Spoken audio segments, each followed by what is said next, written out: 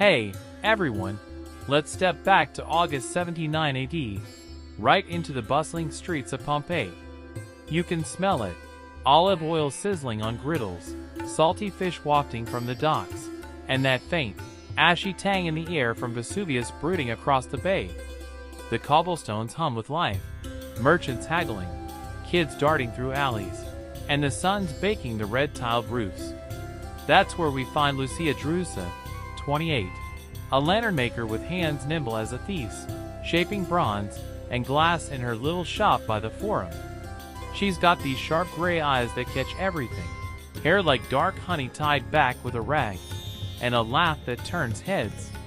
Then there's Gaius Marcellus, 32, a grizzled ex-legionary turned baker, big shoulders, hands scarred from swords and ovens, black curls graying at the edges, and a voice rough as gravel. They're neighbors, friends, maybe something more if you squint, but here's the twist. Lucia's lanterns don't just light the night. They glow without oil, flicker with voices from nowhere, and Gaius? He's starting to think they're cursed. Because 3 days ago, one whispered his name, and Vesuvius just rumbled louder than ever. Let's rewind a bit. Lucia's been crafting these odd lanterns for months. Says she found the trick in an old scroll from a Greek trader, all scribbled with symbols she can barely read. She hammers the bronze, fits the glass just so, and somehow, they spark to life. Pale blue flames dancing inside. No wick, no fuel. At first, it's a marvel. Folks line up, tossing her denarii to light their villas with something straight out of a myth. Gaius grumbles about it. Lucia, you're messing with gods you don't know.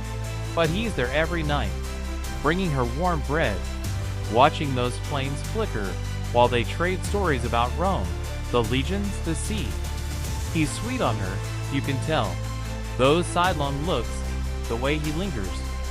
She teases him right back. What's a soldier scared of a little light for? And it's all easy, warm, like the glow she's conjuring. But then, a week ago, the lanterns start talking. Faint whispers, names, please, gibberish in tongues nobody knows. Lucia shrugs it off. Just the wind, Gaius. But he's not buying it. And when Vesuvius growls, shaking dust from the rafters, he's the first to say, this ain't right. Here's how it kicks off. 3 days back, Gaius is in her shop, munching a crusty roll, when one lantern, big, ornate, with glass like sea foam, flares brighter than the rest. It's not just glowing, it's pulsing. He freezes mid-bite, because then it whispers. Gaius Marcellus, run! His name, clear as a trumpet, in a voice like a woman's, soft and urgent. Lucia's eyes go wide. You heard that too? And before he can answer, the ground trembles, cups rattling off her shelf. Vesuvius lets out this low, ugly roar, smoke curling thicker over the peak. Gaius grabs her arm. We are leaving now. But she pulls back, stubborn as a mule. These are my work, my life. I'm not abandoning them. He's yelling, she's yelling, and outside, folks are starting to notice. Dogs barking, carts stalling, the air getting heavy. That night, more lanterns spark up, whispering faster, names of neighbors. Flee, the ash comes. And Gaius swears he sees shadows moving in the glass, like faces trapped inside. Next day, it's chaos creeping in. The sky is turning gray, ash dusting the streets like snow, and the whispers are a chorus now. Dozens of lanterns glowing, chattering, pleading. Lucia's frantic, sketching the scroll's symbols, trying to figure out what she's unleashed. Gaius is hauling bread to her door. You're not starving while you play sorceress. But he's pale, keeps glancing at the mountain. He's seen war, fought Gauls, but this is something else. By noon, a customer storms in. Old Marcus the fishmonger, face white. Your damn lantern said my wife's name, and she's been dead a year. Lucia stammering. I don't know how. When the ground bucks hard, cracking a wall in her shop, Gaius drags her out. Enough, we're done. But she breaks free, dives back in, clutching that seafoam lantern. "It's trying to warn us!" she shouts, and right then, it flares, bright as daylight, and screams.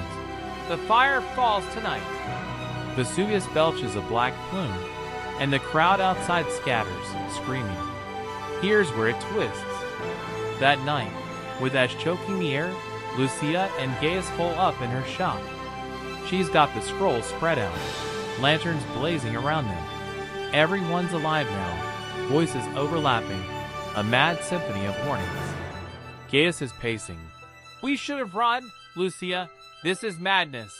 But she's locked in, tracing symbols, muttering, "It's not a curse, it's a message." The mountain's roaring, shaking the earth, and then she gasps. "These aren't just lights. They're souls." She's piecing it together. The scrolls from a cult, some lost Greek sect that bound spirits to metal. Spirits who see what's coming. Gaius stops cold. "Souls? You mean we've got ghosts yelling at us?" She nods, eyes wild. "They're trapped, trying to save us." Right then, the big lantern flares again, and a face presses against the glass. A woman, eyes hollow, mouth moving.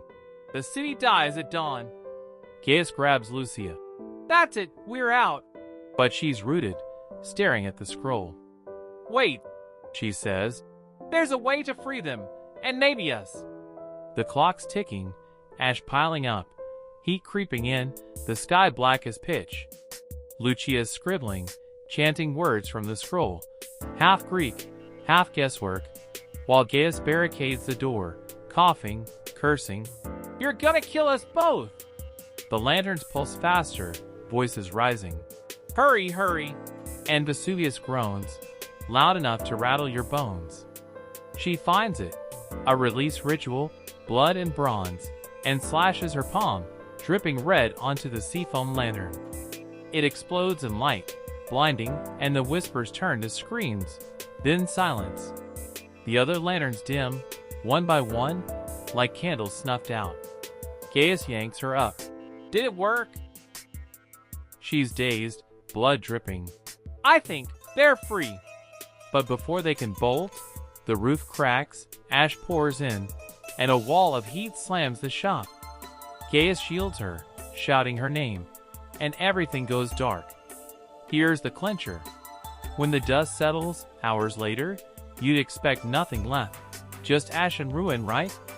But diggers centuries down the line find something wild under Pompeii's crust. A pocket, sealed tight. A collapsed shop with two skeletons, locked in an embrace, surrounded by lanterns, dozens of them, still gleaming faintly blue, and scratched into a shard of bronze? Lucia's handwriting. "We freed them. They tried to free us." So what happened in those last seconds? Did they run and fail? Did the spirits pull some final trick? Or, here's the chill, are those lanterns still glowing down there, waiting for someone new to hear their whispers? I'm Jordan Lane, and this is just the start. Want more? Subscribe, because history's got secrets, and they're screaming to be told.